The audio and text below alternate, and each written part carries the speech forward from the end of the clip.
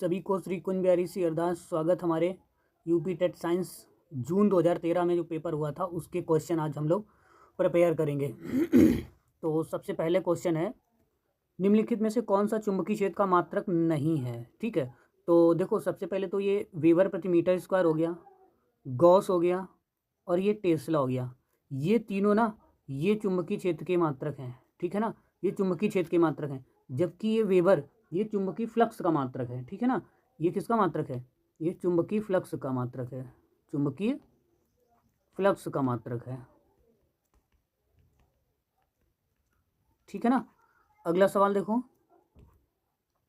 लिखा हुआ है कार्बन के बहुत अधिक यौगिक हैं क्योंकि, ऐसा क्यों? कार्बन के बहुत अधिक यौगिक हैं क्योंकि जो कार्बन होता है ना ये चतुष्फली होता है। कैसा होता है? चतुष्फली या चतुर्संयोजी होता है। इसमें ये 4 से संयोजकता करता है ना। अतः इसमें श्रृंखलीकरण की प्रवृत्ति होती है। इसमें इनकी श्रृंखलाएं भी बन जाती हैं, जैसे CH और CH और CHH। देखो इधर, ये किसका हो गया श्रृंखला? ये श्रृंखला बन गई ना। तो ये जो कार्बन है ना, इसमें चतुर्संयोजी तत्व होते हैं, ये चारों तरफ से संयोजकता करता है और इसमें श्रृंखला भी बनती है। क्या? CH3, CH2 और CH3। तो इसको क्या बोलते हैं? इसको अधिक सहयोगी यौगिक हैं। ये कार्बन के बहुत अधिक सहयोगी यौगिक होते हैं। ठीक है, क्योंकि इसमें श्रृंखला बनाने की प्रवृत्ति अधिक होती है। ऑप्शन नंबर हो गया C। आगे ना बात समझ में। अगला देखो, जली तथा कीटबच्ची पौधा है। देखो जली तथा कीटबच्ची पौधा है, तो ये जो यूट्रिकुलेरिया ये तुम्हारा जली और कीट बच्ची पौधा है। ठीक है, और ये जो ड्रोसेरा है तथा डायोनिमिया है, ये कीट बच्ची पौधे हैं केवल, लेकिन जली नहीं है। ये जली और कीट बच्ची दोनों है। ये क्या है? ये दोनों जो है पौधे कैसे हैं? कीट बच्ची हैं, कीट बच्ची हैं, लेकिन ये जली नहीं है, लेकिन जलीय नहीं है, जलीय नहीं है, नहीं है। ठीक है ना, याद रहेगा ना, ये जली और कीट बच्ची दोनों है। ठीक है, और ये ध्यान रखना कि कीट बच्ची पौधे अपना जो है जो भोजन है वो नाइट्रोजन तत्व की पूर्ति होती कीटों का भक्षण करते हैं। ये जो कीट बच्ची पौधे होते हैं अपनी जो है पौधे में नाइट्रोजन की आवश्यकता को पूरी करने हेतु ये कीटों का भक्षण करते हैं। ठीक है ना, तो याद रखना इसको, ये पॉइंट। अगला क्वेश्चन है, पासवर्ड से उपभोक्ता क्या करता है? ढांचों को सरल कर सकता है? नहीं, ऐसा तो नहीं है। समय का दक्ष प्रयोग कर सकते हैं? ऐसा भी नहीं है। और जल्दी से सिस्टम को देखा जा सकता है? ऐसा भी नहीं है। गोपनीयता, हम लोग भाई पासवर्ड क्यों लगाते हैं फ़ोन वगैरह में? अपनी गोपनीयता अपनी जो है बनाए रखने के लिए, बरकरार रखने के लिए। ठीक है ना, तो ऑप्शन नंबर डी अपना करेक्ट आंसर हो गया। अगला क्वेश्चन है, बांझपन रतौंधी सॉरी बांझपन रोधी विटामिन कौन सी है? भाई बांझपन रोधी है विटामिन तुम्हारी ई, विटामिन ई। इसको बोलते हैं टोकोफेरॉल बोलते हैं। ठीक है ना, टोकोफेरॉल बोलते हैं इसको। और एक बात सुनना जरा, ये जो विटामिन है ना, प्रजनन क्षमता के विकास के लिए जिम्मेदार होती है। ये प्रजनन की क्षमता के विकास के लिए जिम्मेदार होती है ना, प्रजनन की क्षमता के विकास के लिए जिम्मेदार है ना, के लिए जिम्मेदार। ठीक है, और विटामिन जो ए होती है, विटामिन ए, ये उसमें होती है, ये जिसे बोलते हैं रतौंधी आना, है ना। तो ये नेत्र के लिए जो है दृष्टि विकास के लिए ये इसको लिख देते हैं दृष्टि। ठीक है, ये दृष्टि विकास के लिए जिम्मेदार होती है। ठीक है, और जो विटामिन के होती है, विटामिन के तो आप जानते हो, ये रक्त का थक्का न जमना, है ना, रक्त का थक्का, जैसे कोई चोट लग गई तो रुकता नहीं है खून, थक्का न जमना न जमना। ठीक है, रक्त के थक्का जमने में सहायक होती है ये विटामिन के। और अगर जो बी है, ये जो बी विटामिन बी कॉम्प्लेक्स होती है ना, जो विटामिन बी कॉम्प्लेक्स होती है, इसका काम होता है एंजाइमों को, इसमें विभिन्न एंजाइमों को ये करता है। जबकि विटामिन बी कॉम्प्लेक्स विभिन्न एंजाइमों को, एंजाइम होते हैं इसमें। ठीक है, इसे रोग हो जाता है बेरी एक बेरी रोग होता है ना। और ये विभिन्न एंजाइमों के एंजाइम होते हैं इसमें। ठीक, अगला पॉइंट देखो, लिखा है समान ताप पर ध्वनि की चाल अधिकतम होगी। तो भैया ध्वनि की चाल हाइड्रोजन में उपरोक्त देखो ये जो है ना, हाइड्रोजन में जो ध्वनि की चाल होगी वो अधिकतम होगी। अब ऐसा क्यों, क्यों ऐसा? अन्य की अपेक्षा इसका घनत्व कम होता है। ठीक है, ये जितनी भी गैसें हैं इनकी अपेक्षा इसका घनत्व क्या है, कम है। घनत्व कम होने की वजह से, कम होने के कारण इसमें ध्वनि की चाल क्या होगी, अधिक होगी। और कितनी होगी लगभग, देखो H2 हाइड्रोजन में ध्वनि की चाल पता है कितनी होती है, 1259 मीटर प्रति सेकेंड होती है। ठीक है, अगला पॉइंट देखो,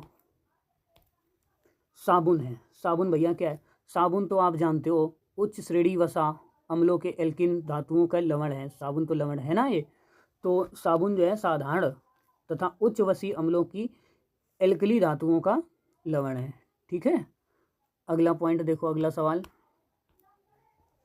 पानी का भारीपन निम्नलिखित में से किसके कारण होता है? पानी का भारीपन, देखो जो जल होता है, जल की कठोरता कैल्शियम तथा मैग्नीशियम के कारण होती है। कैल्शियम व मैग्नीशियम के सल्फेट,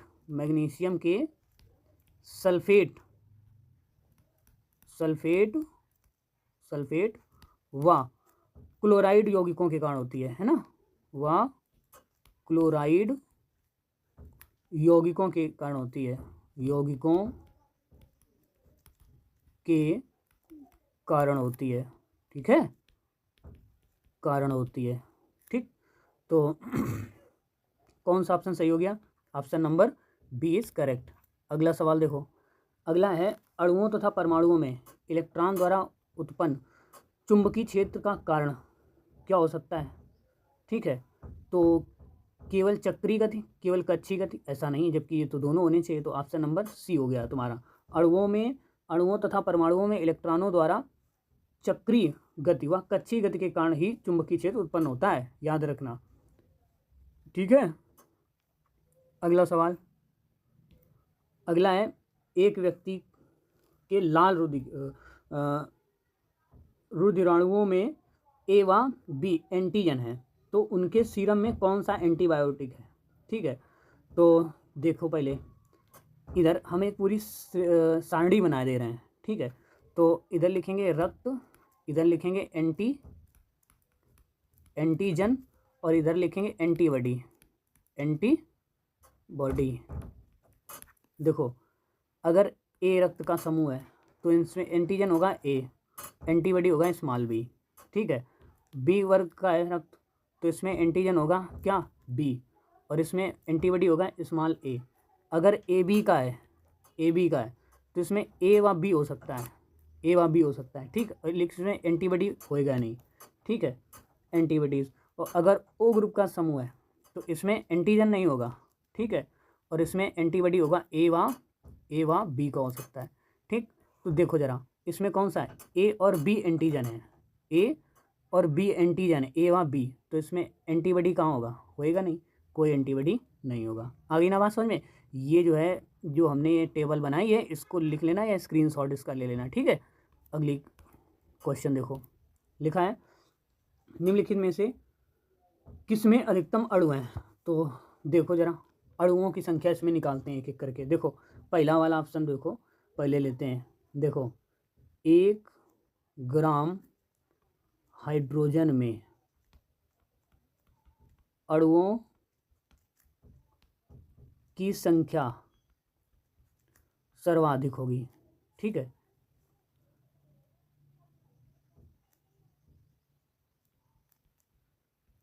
सर्वाधिक होगी क्योंकि देखो 1/2 बराबर क्या होगा, 0.5।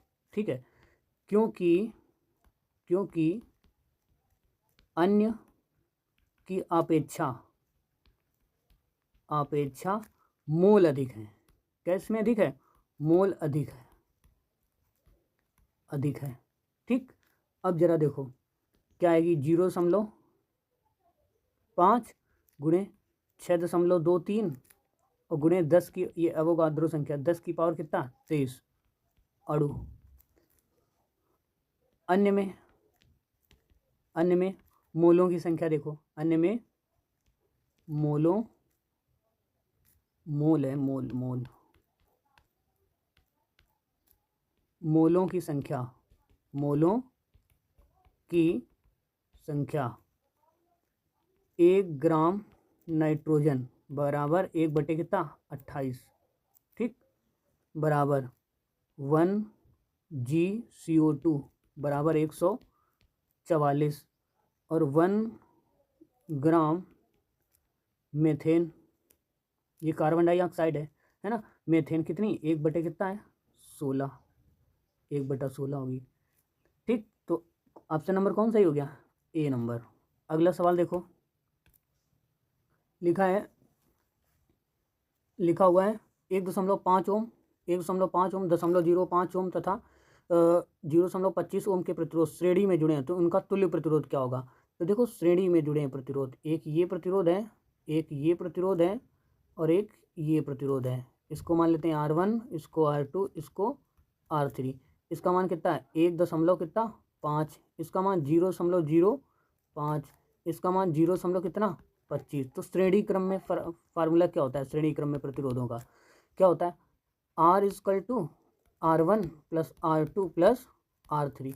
डायरेक्ट इनको सीधे सीधे क्या करेंगे जोड़ देंगे, तो 1.5 + 0.05 + 0.25 इनको जोड़ो, इनको जोड़ने पर क्या आएगा 1.80 80 ओम, ठीक है।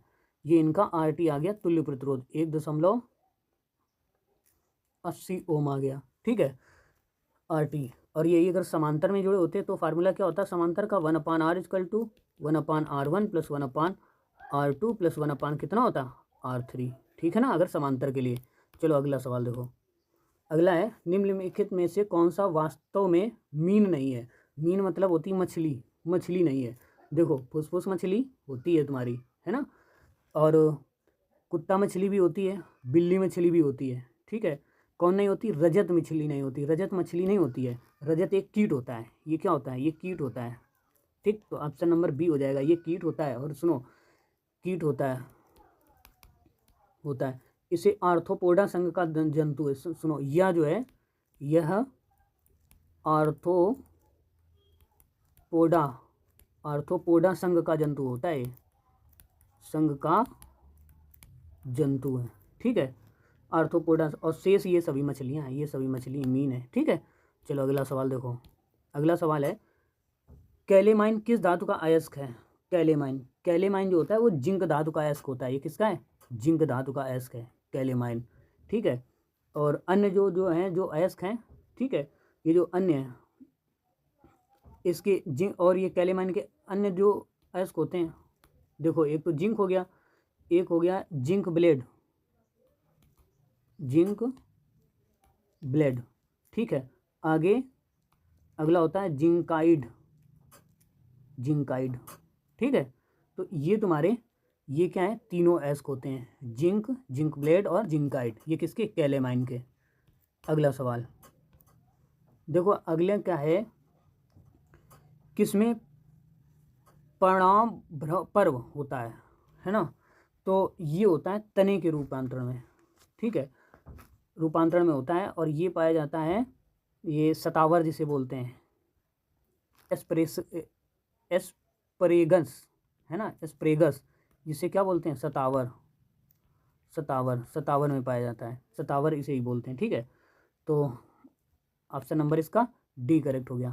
अगला सवाल देखो, कौन सा ऊतक शरीर के विभिन्न भागों में फैला होता है तथा शरीर के विभिन्न भाग में बनता है।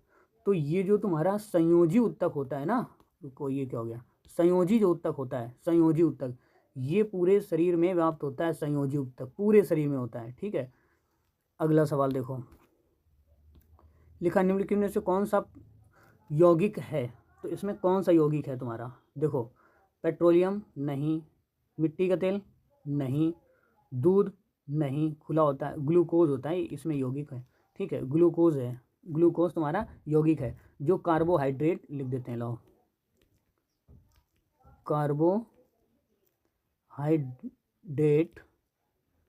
कार्बोहाइड्रेट का एल्डिहाइड एल्डिहाइड एल्डिहाइड कार्बनिक यौगिक व्युत्पन्न है ना, या यौगिक है, उससे उत्पन्न होता है।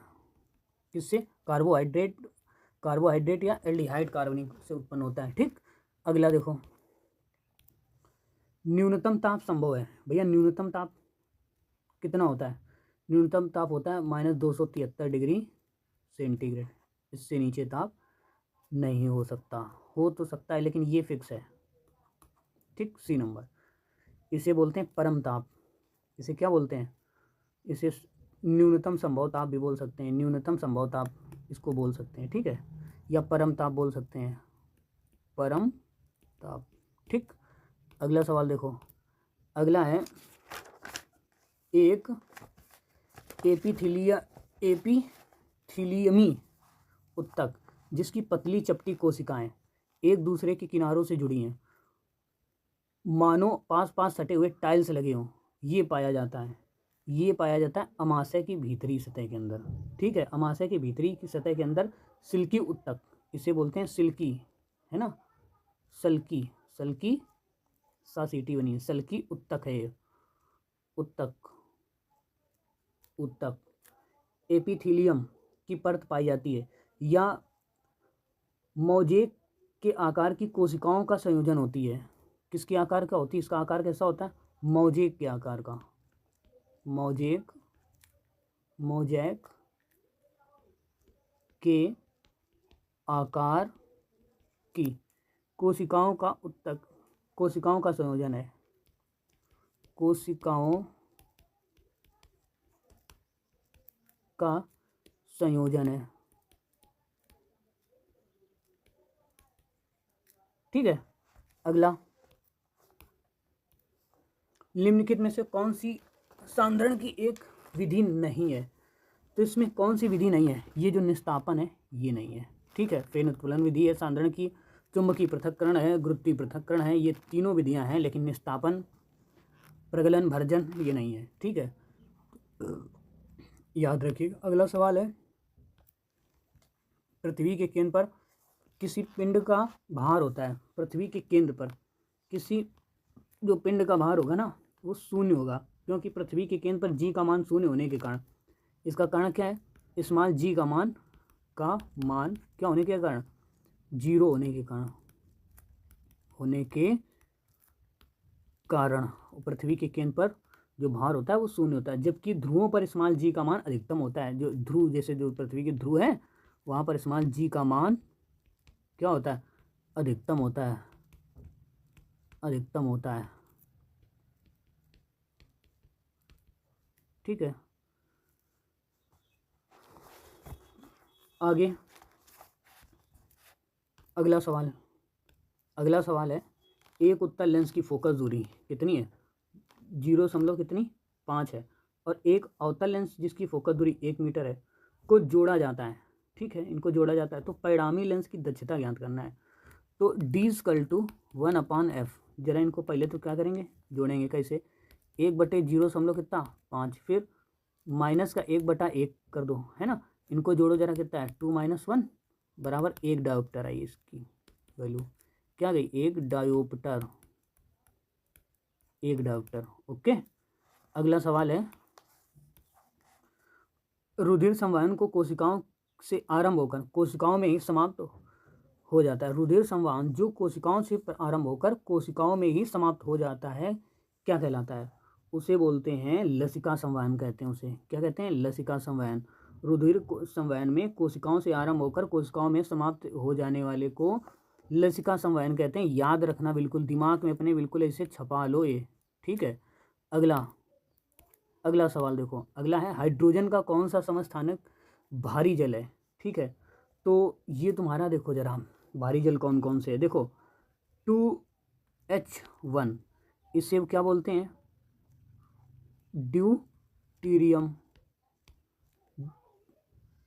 ड्यूटीरियम। इसे बोलते हैं भारी जल, D2O, ये है तुम्हारा भारी जल। हाइड्रोजन के अन्य 2 समस्थानिक कौन कौन से? 1H1, वह कौन है 3H1, ये 2H1 भी होता, 3 होते हैं टोटल, 2 ये रह गए। तो इसको बोलते हैं प्रोटियम, इस वाले को क्या बोलते हैं प्रोटियम, प्रोटियम। और इसको बोलते हैं ट्राइटियम, ट्राइटियम।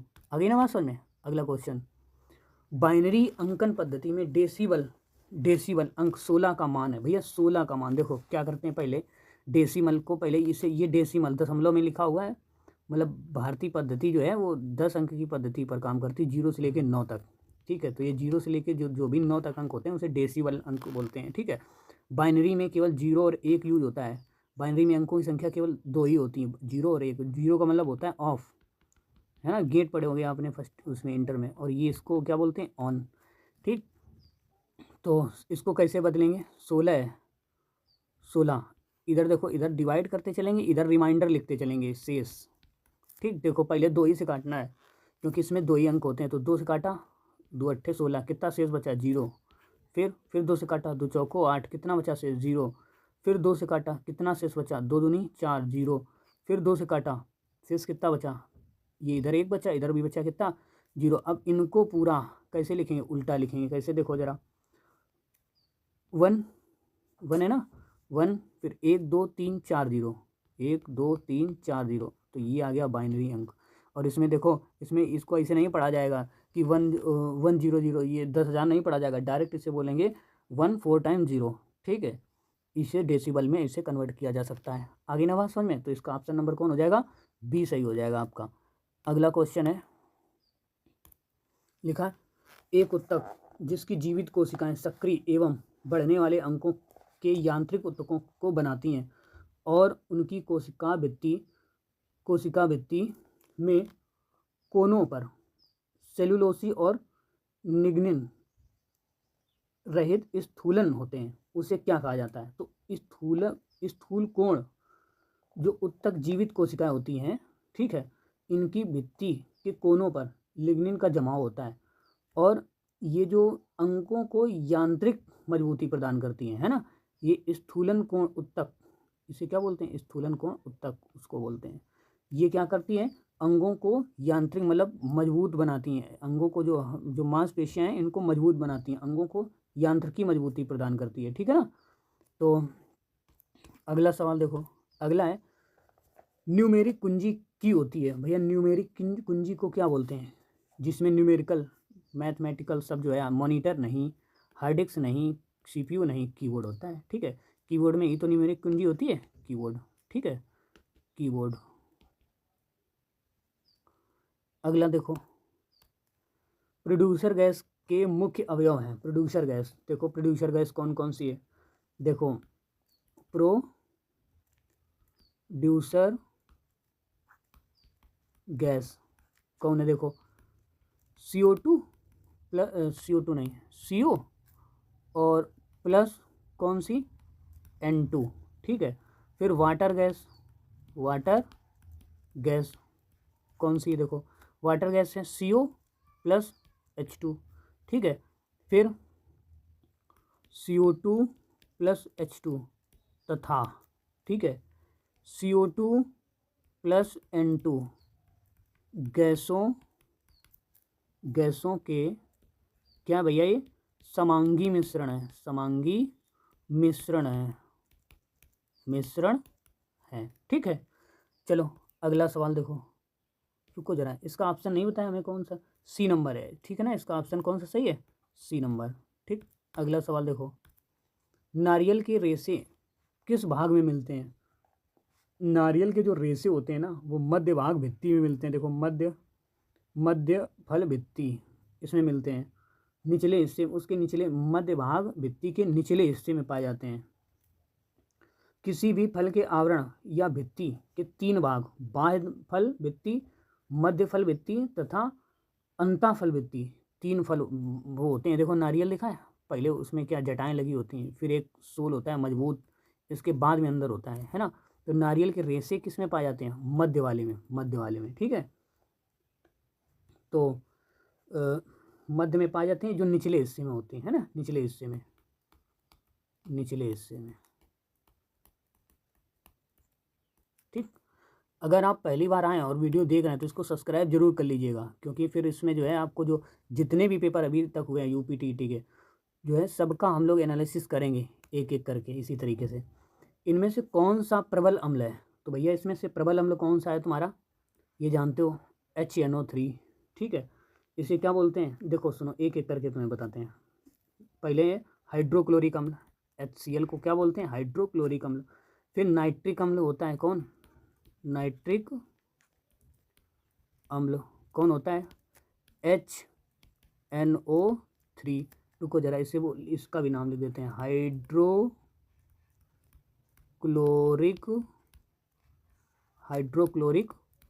अम्ल हो गया। ठीक है, ये नाइट्रिक अम्ल हो गया। फिर H2SO4 क्या होता है? H2SO4, इसे बोलते हैं सल्फ्यूरिक अम्ल, जानते हो ना, सल्फ्यूरिक अम्ल। ठीक है, इसके बाद में प्रबल अम्ल की श्रेणी में आते हैं ये तीनों, जो है ना ये तीनों, ये प्रबल अम्ल की श्रेणी में आते हैं, इन्हें बोलते हैं प्रबल अम्ल। प्रबल अम्ल, अगर इन तीनों में से कोई मिले तो प्रबल अम्ल कहलाते हैं। ठीक है ना? ठीक है, तो फिर मिलते हैं फिर अगली वीडियो में, तब तक के लिए सभी को राधे राधे। और इसको सब्सक्राइब और शेयर जरूर कर लीजिएगा, जितने इसमें लाइक्स और जो है इसमें शेयर मिलेंगे उसी हिसाब से हम और आगे बढ़ेंगे। ठीक है ना? अगली जो है अगली क्लास आपकी आएगी साइंस की ही, जिसमें कि हम साइंस के जितने भी क्वेश्चन आए हैं आपकी परीक्षा में 2016 में, इसमें किसके बाद में हुई थी परीक्षा ना, तो 16 के सारे क्वेश्चन हम लोगों को करवाएंगे। ठीक है, 14 की भी करवा देंगे। तो सभी को राधे राधे। अब